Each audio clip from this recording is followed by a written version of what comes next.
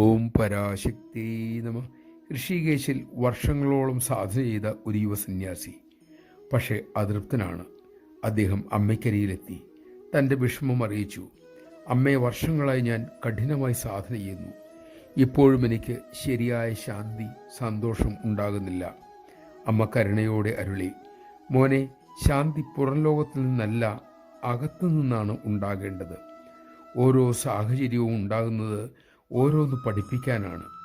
മുൻവിധി കൂടാതെ സാഹചര്യങ്ങളെ അതേപടി സ്വീകരിക്കുക, മനസ്സിലാക്കുക, അത് ഉൾക്കൊണ്ട് ജീവിക്കുക.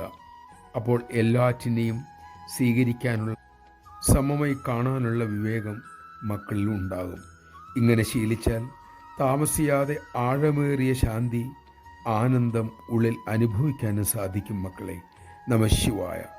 സാഹചര്യങ്ങളെ നമുക്ക് മാറ്റാനാവില്ല, പക്ഷെ നമുക്ക് സ്വയം മാറാനാകും. അതിനായി അമ്മ അരുളിയ കാര്യങ്ങൾ ശീലിക്കുകയാണ് ഉത്തമം. നമുക്കതിന് സാധിക്കട്ടെ.